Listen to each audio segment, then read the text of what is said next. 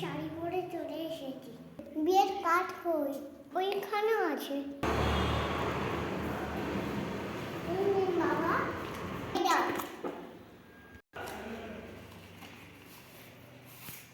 কি? বিয়ে বাড়ি তো কালকে হয়ে গেছে।